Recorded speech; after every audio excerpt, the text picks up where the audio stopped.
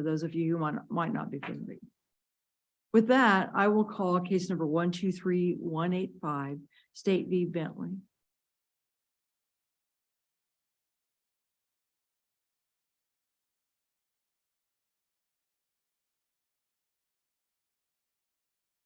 Good morning, Your Honor. My name is Randall Hodgkinson. I'm appearing today on behalf of Cory Bentley. I request 5 minutes for rebuttal. 5 minutes is granted. Your Honor, just a reminder that this is a possession with intent to distribute prosecution out of Sedgwick County.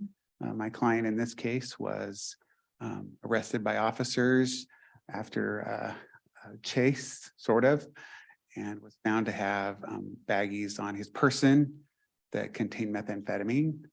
One was about 7 grams and one was 20 grams, I think. And so there are a lot of moving parts in this case. And so I have an idea where I want to start, but I know the court will drive the bus wherever it was, and we'll be happy to go there. And so, but I'm wanting to start today with issue 4, which has to do with the interpretation of KSA 215705 governing possession with intent to distribute. And an issue that's coming up and I guess makes sense is that it's sort of coming up as that statute and the scheme that we have for sentencing persons who are convicted of possession with intent to distribute has changed over the past.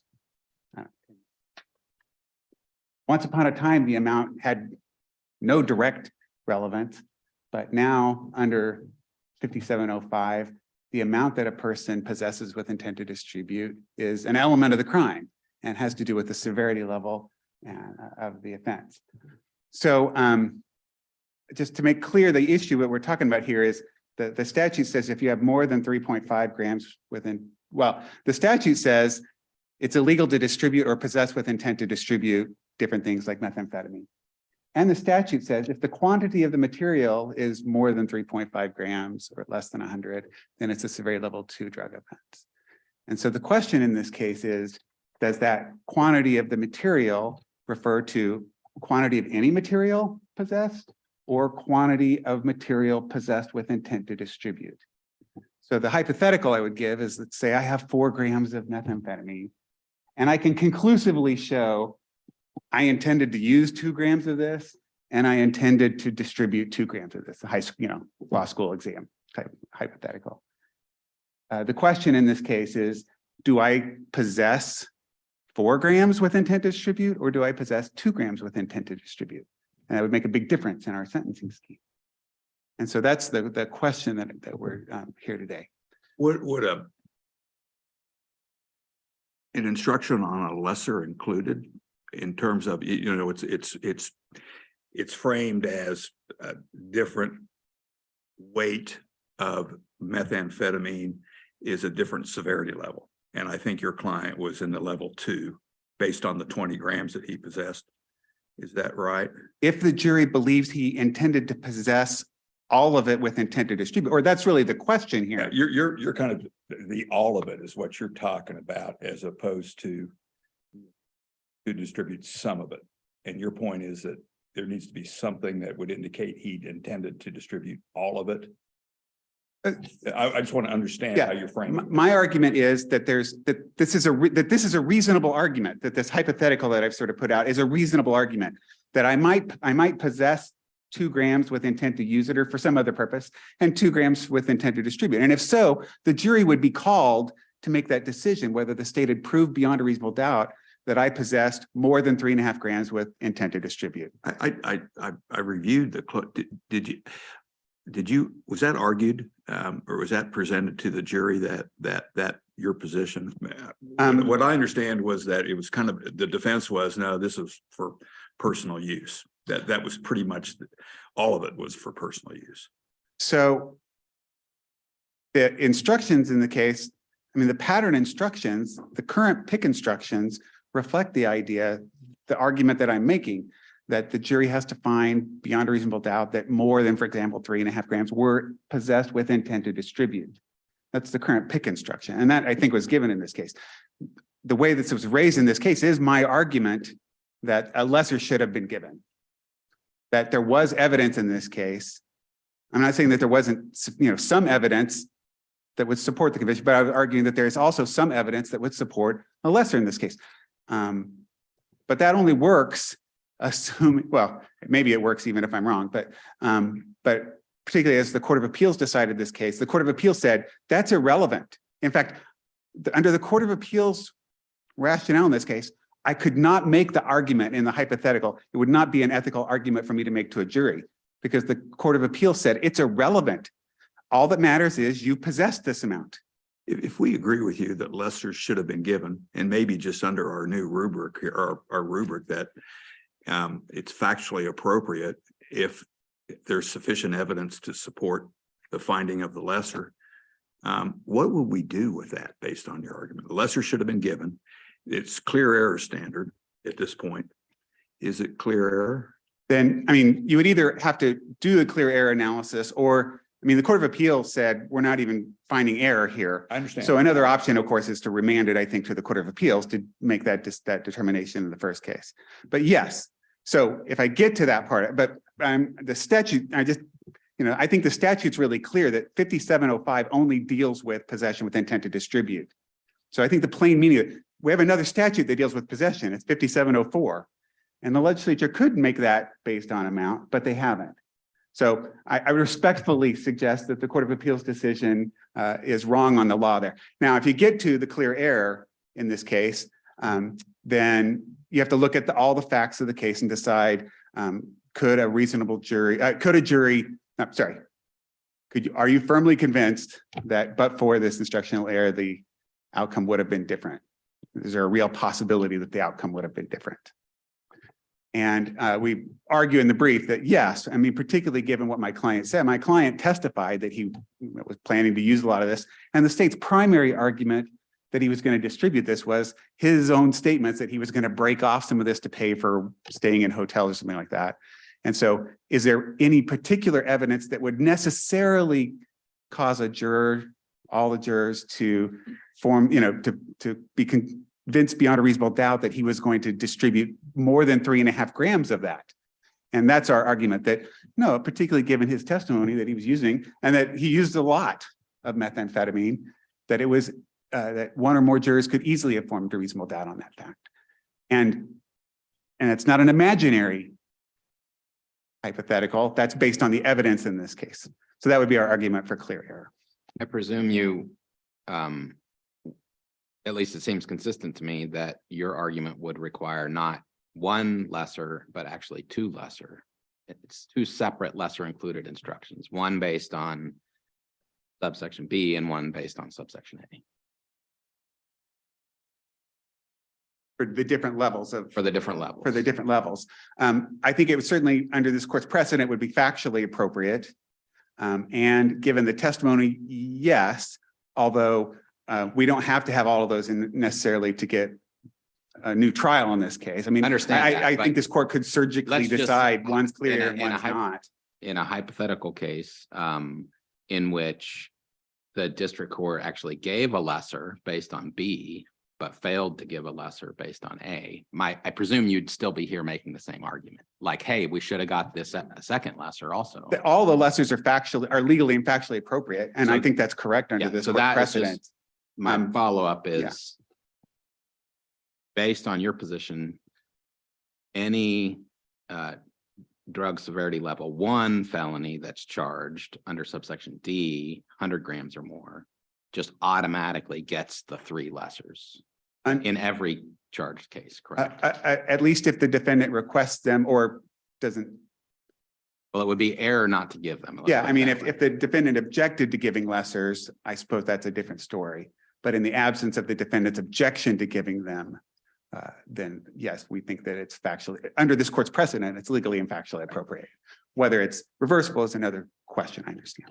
I want to move you over to the jury waiver question on the stipulation. And I need to go down a couple of layers into that argument and kind of skip over some stuff. I want to get all the way to whether harmlessness would apply to this particular waiver. And so as I'm looking at the differences between cases on structural error, versus harmless error kind of situation, part of them talk about reason you go ahead with structural is you don't want to speculate too much. That's the premise. What I'm wrestling with is whether the speculation we would have to do with this particular stipulation is any different than when we get to clear error on a lesser included offense, when we're trying to decide whether a jury would have arrived at a different outcome. You see what I'm getting at? Seems to me figuring out whether the jury would have done something different, but for error in the lesser included offense area is sort of the same kind of analysis. But I wondered what you thought of that. Yeah. So certainly this court has never applied harmless error to this type of error before. And I mean, the idea, and when we look at Irving and Fry and all the cases where this court has ever said there's a failure to have a proper jury trial waiver on the record, this court has never said, but would the outcome have been the same anyway? And I would suggest to you that you don't do that analysis because it wouldn't make sense. That's not the point. The point isn't that I think necessarily a jury would have come to a different conclusion. The point of the right to a jury trial is I know that a different fact finder would have made the decision. That's a different outcome.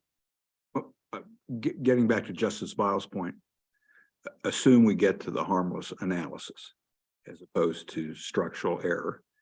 And I think part of the rationale would be neater in those lines of cases look at an elemental kind of failure versus the entire framework of the jury trial waiver and what that encompasses. But let's say we get there. What is and just to kind of highlight, what is the lens that we look at harmlessness here? You know, in my mind, can we look at the question of whether Mr. Bentley would have entered the stipulation anyway?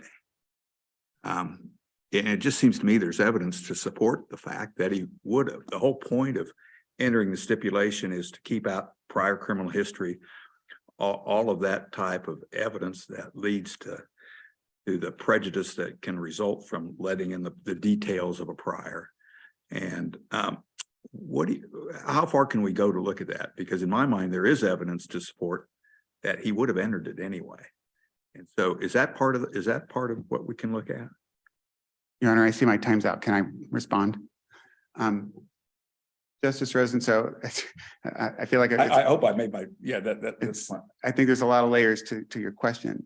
And so, I mean, first of all, I would argue, again, really clearly, I don't believe harmless error applies to this. I know you do. And because I do think it is really along the lines of a structural error that the right to a jury trial is so fundamental that it's not that we think a jury would have come up with a different decision. It's I have a right to have a jury make that decision, regardless of the outcome. But be that as it may, it's very difficult to answer your question because we don't have any sort of cases that talk about where there's, I mean, because this court has always steadfastly said, if there's a failure to have a proper jury trial waiver on the record, the right remedy is send it back for a jury, that conviction was in violation of the right to a jury trial, and therefore it needs to go back. The only remedy is sort of to fix that. Is there, as Judge Garner sort of suggests in this case, is there some sort of an exception in a case like this? And I understand what you're saying, Your Honor, that this is a very typical stipulation. There's a lot of strategic reasons for this stipulation. By defendants. I mean, that's the whole point is sure. I want to keep this evidence out. So it's perfectly reasonable. Nobody's saying, you know, that this is to be discouraged or anyway. It's just to say, because of the fundamental nature of the right to a jury trial, as the court said in Johnson, we need to make sure on the record that this is your decision, because clients make bad decisions all the time, even where we would say this was really the thing you should do. If the client said, that's not what I want to do, though, I want to preserve all of my jury trial rights on every essential element, that's their prerogative. And the only way to ensure that is to make sure that's on the record. I don't know how it's going to be, you know, litigated. I was pondering a little bit, Your Honor, as I was sort of going over these and thinking about this court has really articulated, for example, the purpose of the contemporaneous objection rule. And the idea that you've articulated is, look, we want to get these things taken care of at the trial court. We don't want these things coming up later. And the same line, it's really the same values here that we're arguing for when we're saying we need to make these records on these kind of fundamental decisions at the time, not later. And in the absence of that, I don't know how you get to sort of even a reasonable harmless error approach to this case. How do I mean, Justice Rose, you talked about two different things, because is the outcome, would the client have waived it, or is the outcome he would have been convicted of it? What even outcome are you talking about for your harmless error analysis? Because those are different when we talk about like plea withdrawal cases. What's the outcome that you're talking about? Many other states and the federal courts that take this view under Rule 11 do apply a narrower view, and looking at it, would the defendant have made the waiver? Would the defendant have entered a plea? Those sorts of things. And there are obvious situations, and I think the record may support some of it here, where the court can conclude that because the defendant would not have wanted prior convictions to come in or other evidence, that the defendant would have stipulated there. So why is that view that those courts have taken of using that narrower lens not a possibility, or why would that be bad policy to do that? Yeah, I mean, it would require, I think, it would require some individualized finding. I mean, the idea that, I mean, if you took the broader view, and I don't, if some of these courts take, I mean, certainly some of these other courts take a very low view of the right to jury trial. I get that. I'm hoping this court doesn't go down that road. And I don't think based on our Constitution, you should. But you still would have to have an individualized decision in that regard.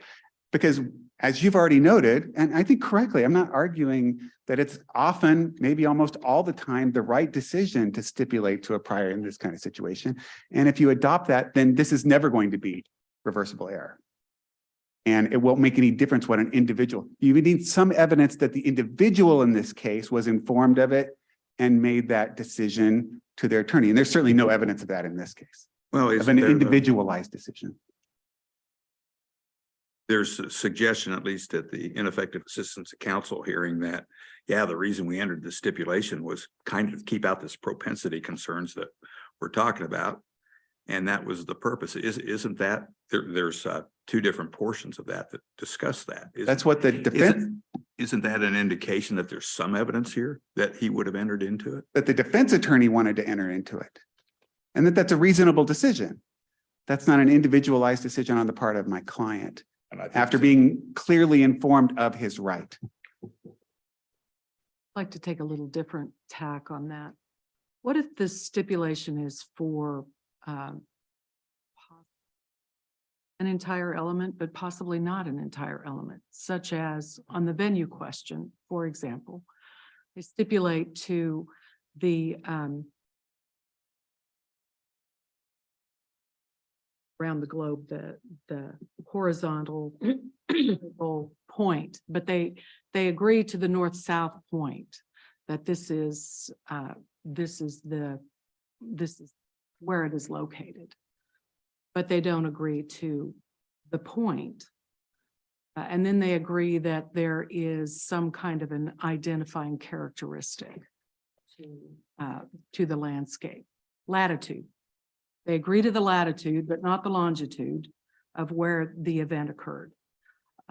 They agree that there is an identifying post within 50 feet of where the event occurred, but they don't stipulate to venue. Are those stipulations okay? Are they merely evidence that don't require a jury admonition?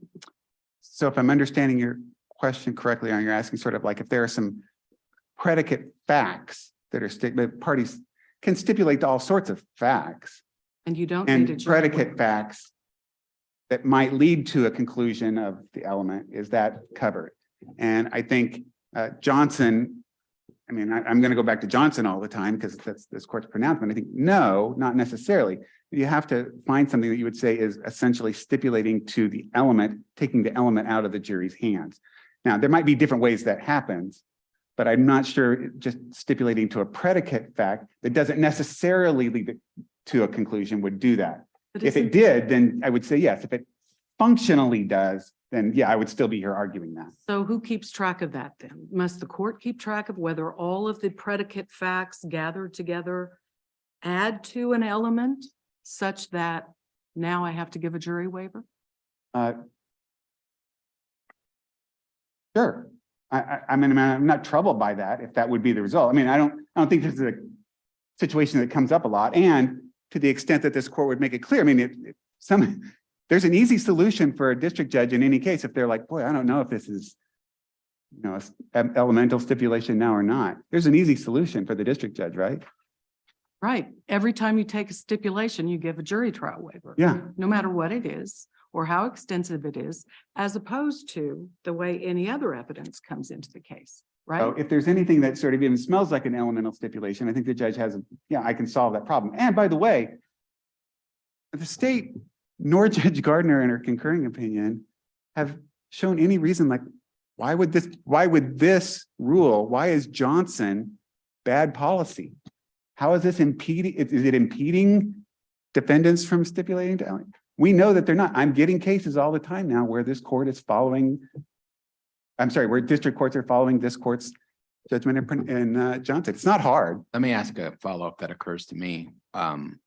What if the defendant testifies and on cross-examination, the state asks, you know, do you agree that you possess this weapon or whatever the element is? And the defendant says, yeah, I'm not contesting that part of the case.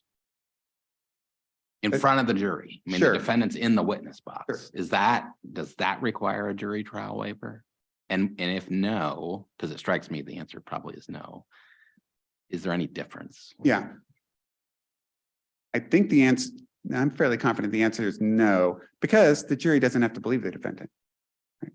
When you stipulate the evidence, we tell a jury, you're not even considering this point any longer. So that's the primary difference. So that's a is- primary difference. Is that the jury is getting an instruction from the court that this is off the table. As It's offered, opposed you shall to consider this as true. just sort of overwhelming evidence, which still could be disregarded. Is that the distinction you would rely on? Yes. I mean, I want to be really careful. I want to be really precise with you, Your Honor, that there may be other issues. Right. Regarding Fifth Amendment and things like that get tied in there. But for the purpose of the discussion today, yeah, I think that would be the distinction. Thank you, Your Honor.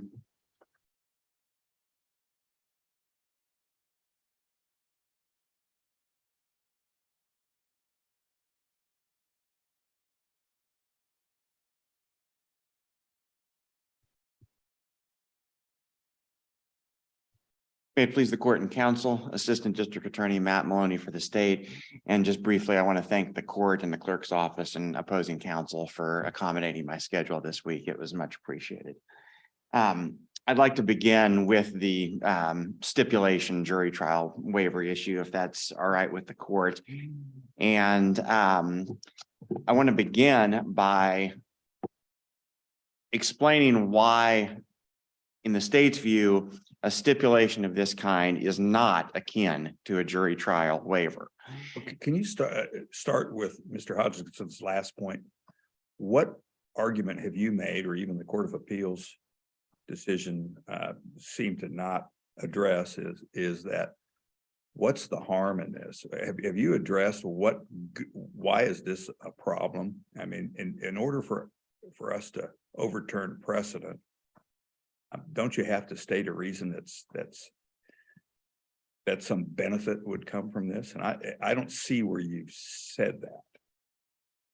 Well, I think to the extent, I think the defendant obviously was the one who raised this issue, arguing that this was akin to a jury trial waiver. And I think that I don't know that the state actually would need to show a harm. We would just need to show that this is not akin to a jury trial waiver, unless the defendant can. Well, don't you have to adhere to principles of stare decisis? Or Well, I would argue that stare decisis for decades before Johnson was that this was not a jury trial waiver. well, but that's not how stare decisis works. I mean, do you disagree that Johnson controls this issue? I do not, no, I agree. I mean, as I, So if Johnson controls this issue, then for the state to prevail, it has to articulate a reason for this court to overrule Johnson.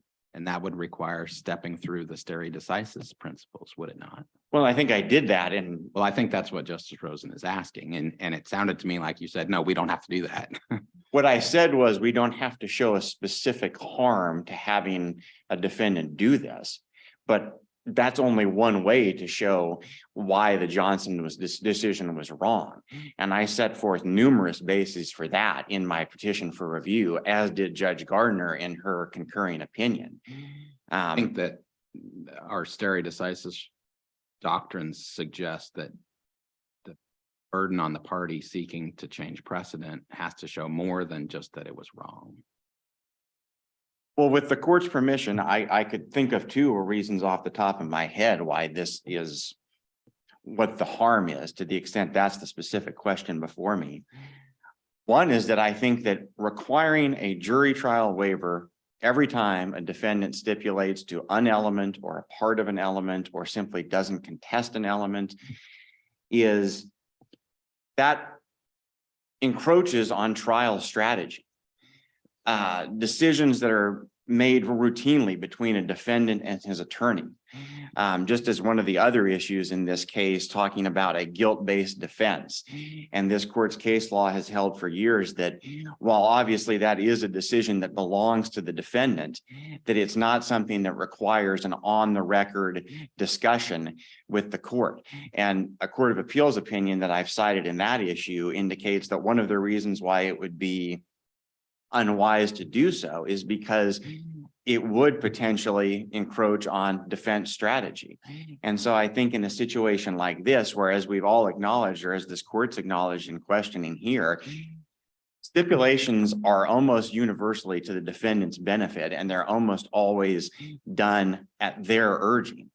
And so when you have something like that, that a defense attorney and the client have no doubt discussed at great length and decided that, yes, we want to keep out the nasty details of your prior convictions. We'll just stipulate to the fact that you have those convictions.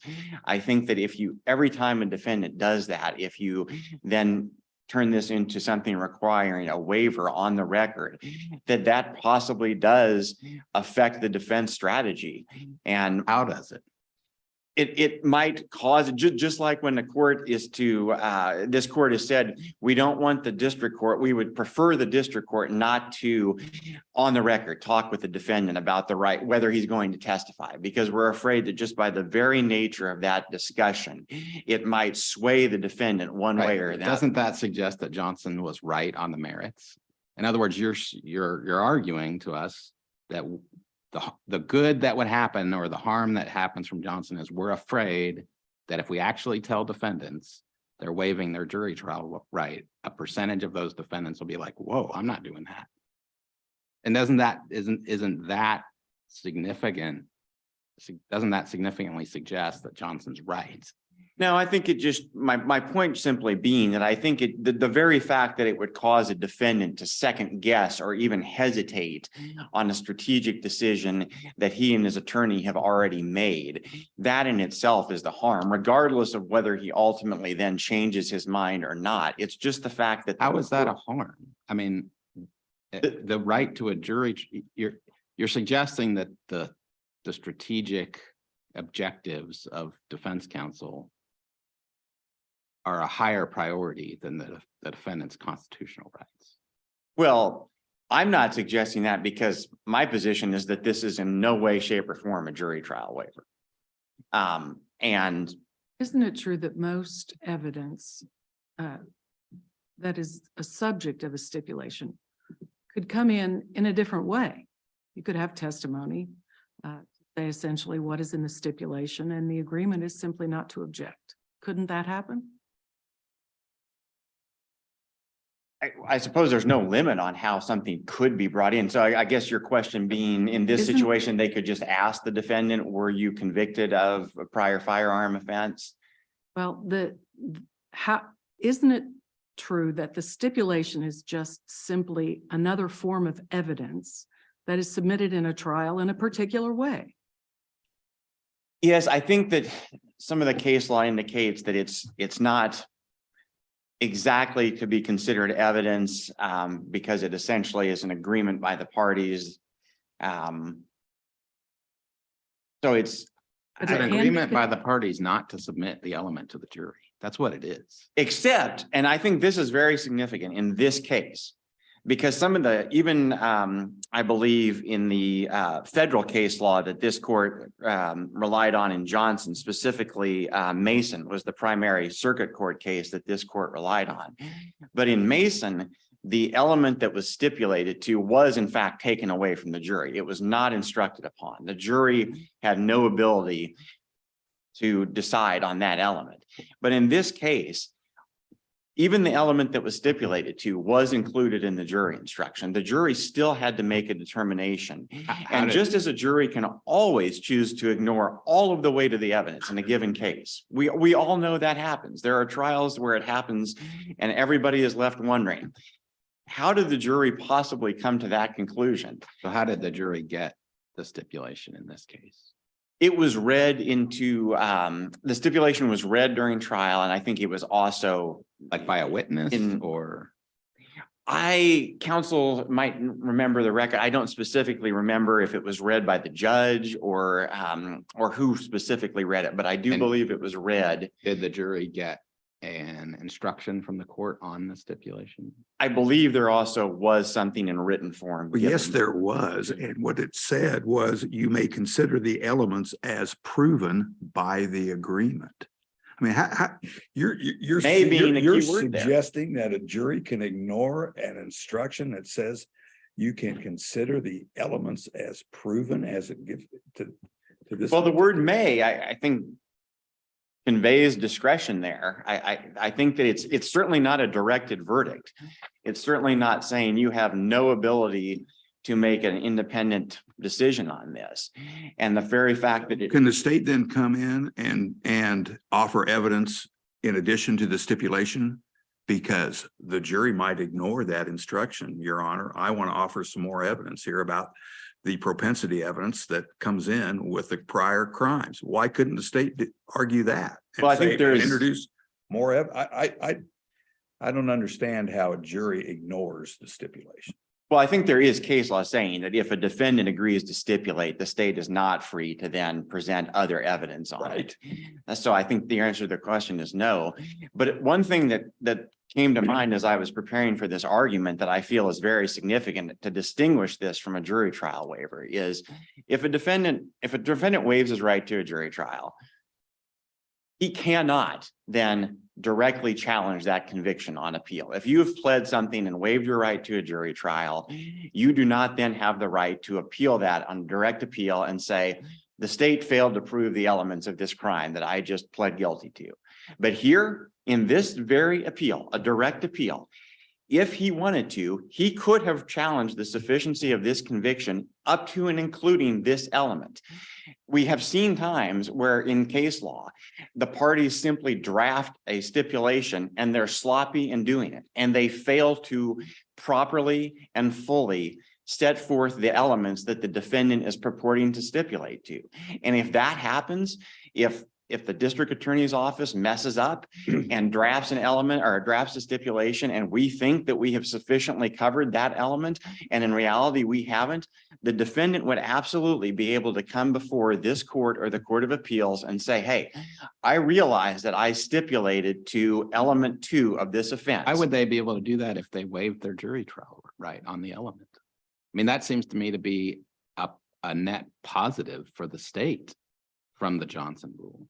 I'm saying that if they actually had waived a jury trial, they can't. But in this situation, which I'm arguing is not akin to a jury trial waiver, if it's just a Well, stipulation. But let's just say the Johnson rule had been followed here and there was a jury trial waiver. And yet the defendant still tried to appeal sufficiency on this issue. You would be at the podium saying, whoa, you waived your jury trial right. You don't get an appeal on this. If the Johnson universe is what continues to apply, then yes, we will adapt to that case law and we will make the appropriate arguments at that time. But we're here today trying to get you to overturn Johnson and go back to what had been the case law for decades before. And I cited in the petition that this court never addressed White. You know, this court's analysis in Johnson was essentially 2 paragraphs, and it never addressed White, which was a case in which the defendant stipulated, literally the stipulation said that he was agreeing that he was guilty to every element of the offense of first-degree murder. And the argument on appeal was, hey, the district court needed to comply with 223210 and do the full panoply of plea rights and go through that whole process. And this court, the Supreme Court, said no. Wasn't that done after a jury trial waiver had been effectuated and then a stipulation was entered into? Yes, I think there was. So wasn't that's a big distinction. Defendant and White had already waived right to jury trial, and then was further stipulations after that waiver had been entered. That seems to me a big difference. It's a distinction. I certainly acknowledge that, but I think it doesn't defeat the point that what the Supreme Court said in that case, though, is that holding indicates that doing that, stipulating to something, still is not akin to a guilty plea. There's still a trial here. When all is said and done, if you had walked into the courtroom at any point during this defendant's proceedings, you would see 12 people in a jury box. You would hear them listening to the evidence. And if you had a camera in the jury room, you would see them deliberating to determine whether he was guilty of all. I agree with you. It is kind of, he's exercising the very right that he's arguing he should have to waive, because he's in jury trial. He's understanding the procedure that's occurring. There is kind of a conundrum there, at least for me, and on that aspect. Could I move you to the harmless error and Sure. some of the discussion that we had with Mr. Hodgkinson? What do you think the lens is, and can we look at, and when we're trying to determine if we get there, whether this is harmless error, can we look at whether or not is part of the calculus here that the stipulation would have been entered into regardless of whether there was a waiver or not, that this was, you know, the points I was making, that this was generated from him and counsel, and it's designed to keep out propensity evidence and prior crimes and that kind of prejudicial stuff that can happen with this kind of thing. Can we look at that as part of it? I think that's perfectly logical to take a common sense view of it and realize that, as your honors pointed out, this is something that benefits the defendant. There's a reason why this is the one area of the law where case law says that, unlike other issues where the state is free to prove its case any way it wants, here, if a defendant offers to stipulate, the state has to, and it's because it benefits the defendant. And so I think taking that common sense approach to it, yeah, it very much makes sense to look at it in the lens of, is there any realistic chance here that the defendant wouldn't have wanted to keep this evidence away from the jury, the details, the particulars of his prior offenses? And I think that also, as Justice Lukert pointed out, you look at some of the federal case law, and it also where some of the circuit courts have applied a harmless error type of analysis to this.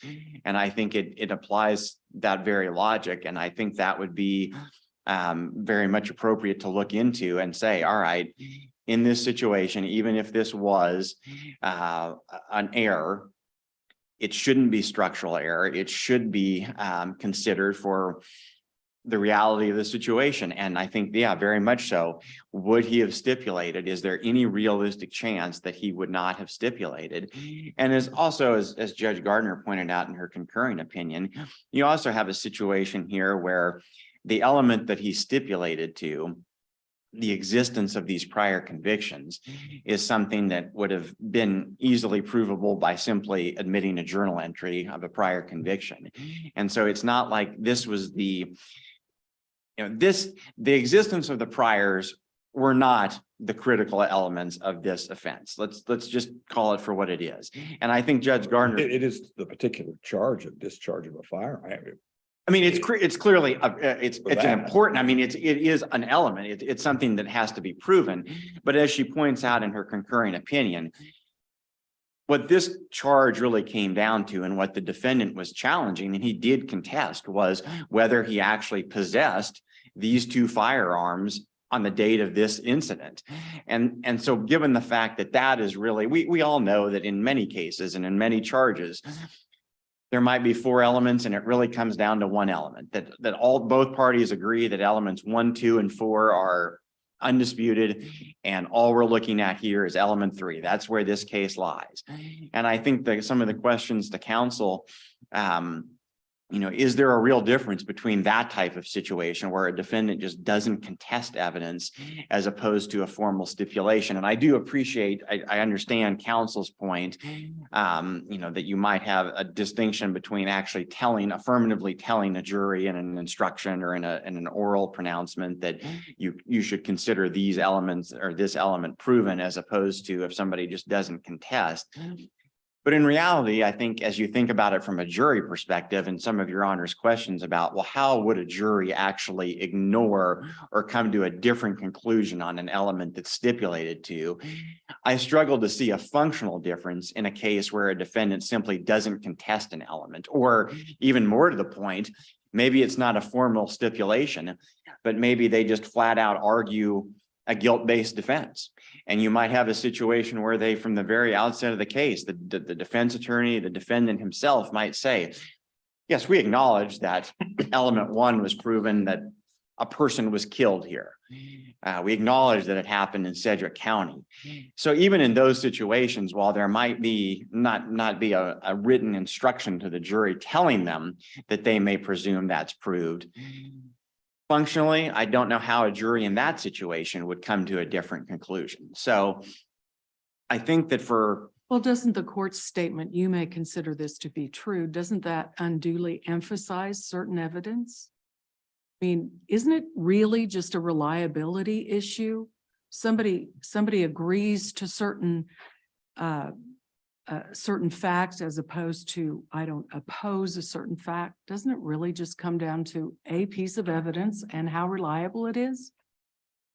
reliability, maybe strength, I guess you could also say the strength of it is arguably bolstered when you have a court saying that you may consider it. But again, I still don't think that gets us to the point where we can say that it's actually a jury trial waiver.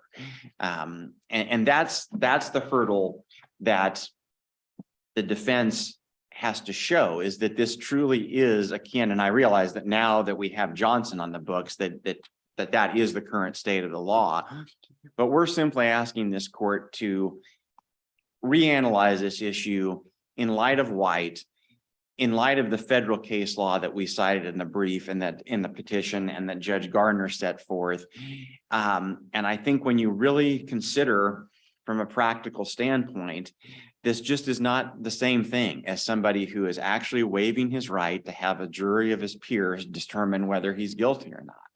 This defendant got that. He had a jury to determine all of the crimes and all of the elements of each of those crimes. And I would arguably have I think my position would be a little tougher if this were like Mason, the federal case law that we cited, where the instruction removed that element from the jury's consideration. There would have been no way, even if the jury wanted to, they wouldn't have had the ability to find the defendant not guilty because of lack of evidence on that particular element. But here it was still before the jury. They still ultimately were the ones who decided each and every element of this offense. And that's why we feel that Johnson was a mistake. And we simply would ask the court to consider this in more depth than in the Johnson opinion, which did overturn. It was the first case. And I know counsel pointed out that there's really no case law explaining how this would be subject to harmlessness, as opposed to the case law telling us that jury trial waivers are structural. Well, the reason why there's no case law telling us that is because before Johnson, this had never been found to be akin to a jury trial error or waiver. So there's been no opportunity for this court to address that issue. So for all of those reasons, again, our position is that this is not a jury trial waiver, and we would ask this court to revisit the finding that it was. If this court declines to do so, we would urge the court to adopt the harmless standard that Judge Gardner set forth, again, with consideration to whether the defendant would have nevertheless stipulated, even had the waiver been secured by the district court. And I know I'm well past my time. So I would submit the other issues on the briefing unless this court has questions. Thank you, Thank you. Mr. Malone.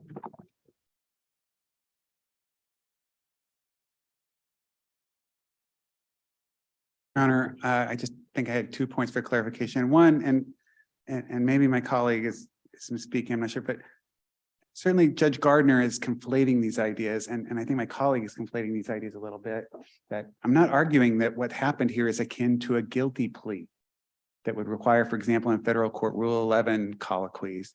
I'm saying it's a jury trial waiver, like the Johnson court said, it's a jury trial waiver.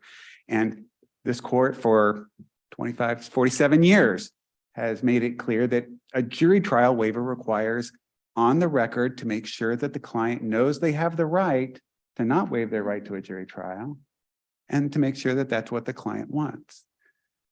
But this is not a remarkable, I mean, Johnson is just an application of that to say, yeah, that means for every element, that's all. Would you agree that had Johnson been followed and had there been a jury trial waiver, that your client would lose the right to appeal the sufficiency on that element? No, and that's the other thing. That's my colleague said, you know, if he had waived his right to a jury trial, he can't appeal. Yeah, it's just a bench trial, right?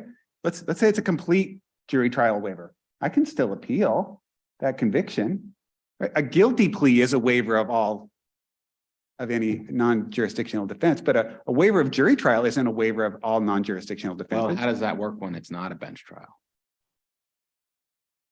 So if Johnson had been followed in this case, I wouldn't be able to argue successfully that it was a jury trial violation. That's true. Well, what would it be? Who's making the determination? Making the determination. Who's making the determination as to whether the state has met its burden of proof on this element? Oh, the appellate court would. So, Well, wait, yeah. No, this is an interesting sort of wrinkle here. If it's actually if you're waiving the right to a jury trial on this issue, what you're saying is the jury did not decide this issue. And that's been the thrust of your argument, which is, look, you're taking this issue away from the jury. That's why we need a waiver. And that seems to me to be akin to a guilty plea on that element. But the judge isn't making that determination, and the appellate court's not. no, Your Honor, I still think and confident asserting that even in the light of a jury trial waiver, the state still has to put on sufficient evidence. Now, that stipulation might be, but even this court recently in Valdez, where there was a stipulation to a prior, and this court said, yeah, but that stipulation didn't meet the element of the crime for criminal possession of a firearm. And you reversed that conviction in Valdez, even after a jury trial waiver, a stipulation on that. So the stipulation still has to meet the element. That strikes me as inconsistent. Yeah. Conceptually, doctrinally. No, it's not inconsistent at all. The way you waive the right to a jury trial, I might waive the right to a jury trial on the whole case.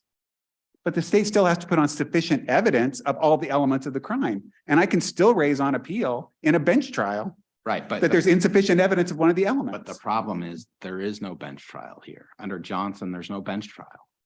There is on this element. It's effectively, that's what's akin. It's not akin to a guilty plea. It's akin to a waiver of a jury trial, like Johnson said. That's the difference. So we're not arguing in this case. I mean, that's not this argument. So but you could, in a proper case, say they stipulated to this, but that's not sufficient evidence. So what I mean, this is a new argument, or at least it's not a new argument, but it's a new way of characterizing that you're saying essentially the effect of a stipulation is a bifurcated trial where the defendant gets the jury to be the finder of fact on certain elements and the court to be the finder of fact on certain other elements. That's what you're saying. And well, that's what I'm hearing. Is that what you're saying? I guess it's the more fair way for me to ask the question. Yeah. I think I feel like it's a little bit of a semantic. And in fact, I think like Mason and some of the cases that are cited, I mean, this idea of, well, what do you do if a defendant does validly waive the right to a jury trial, and a stipulation? Do you still give the element to the jury, or like some of the federal courts, do you not even have it listed in the elements anymore? I mean, that's a question about what you do with that. Well, those seem to me to be really, really important. Yeah, they're not before. I mean, it's not it's all predicated though on that there's a valid waiver of the right to jury trial in the first place. And then what do you do with that? I'm not sure yet. And we see different examples of this in cases around the state now. So that could be a next decision. Like, once you do that, how do you effectuate that? My guess is that all the district court judges out there don't think that they're sitting as fact finders when you get a stipulation. That's not what's in their mind. Yeah, and I don't think they are either. I mean, I think the jury gets that, but as described in the cases you cited in Johnson, the jury is instructed to consider this to be true, and we presume juries follow the court's instructions. If the jury is, I mean, So they're no longer making that it seems to decision. me to be crucial in deciding this question. If the jury is actually rendering a determination on the element, then it's the jury trial is not being waived. I mean, that's the state's argument. But where there's a stipulation, and again, I think there are different forms this could take, but where there's a stipulation and we tell the jury this is proven, and there are different ways you might do that, but where they told, I mean, that my colleague suggested but Mr. Bentley got a jury trial. The jury decided all the elements except the one, and I understand what you're saying, Your Honor. And even as we're talking about it, I'm like, yeah, you're right. I think that is interesting. But at the end of the day, I mean, Johnson correctly suggests and holds that did the jury in this case functionally have to find beyond a reasonable doubt based on evidence the element of this offense? And I think the answer is no. And so that's why Johnson is right. But as Justice Rosen read the instruction, it was, you may find this stipulation meets the element. That effect, I don't remember. You were to consider it to be true. You may consider elements as proven by the. So, you know, your counsel argued, or your opposing counsel argued, the may could suggest to the jury that, yes, you can reject it. So how does that fit with your discussion? It certainly runs counter to my understanding of how we do stipulate that when we give stipulations to juries. I mean, if that's not true, that juries aren't bound by factual stipulations. I feel like that would be a new ruling from this court, that they are bound by that, regardless of the language that's used in an instruction like this. So the fact that in this case, it may be different than the general rule, you would say, no, we should disregard the instruction or. That it's functionally still telling the jury, at least they're considering it in a different way than they would other elements. I'm worried now it's starting to get into a permissive inference of some kind. I don't want to get in that argument too much. Your Honor, can I have 1 minute just to respond to Justice Rosen? Yes. I've been pondering your harmless error question a little bit. And so, okay, let's say you are applying a harmless error here. Well, what is it? Well, it must be a constitutional harmless error, right? Because it's a constitutional right. Right. And so the state has to prove beyond a reasonable doubt that my client would have done this anyway. And I'm not sure how you do that on a record in general without pretty specific evidence in the record. I mean, I guess I can imagine a situation, Your Honor, where I have something, something from a client where they got in writing, here, you have this right, and I suggest you do this, but you have the right to not do this, and I won't do it if you tell me not to do it. And there's a witness, you know, so maybe there's some world where that's it, but that's certainly not this record. And in fact, as outlined in issue 3 in this case, we see that actually really apparently was some disagreement between counsel and the client with regard to, all these things. And so particularly on this record, I don't know how you would find that beyond a reasonable doubt. Right. With it. Thank you, Your Honor. Thank you to both counsel for your arguments this morning. Court will take this appeal under advisement.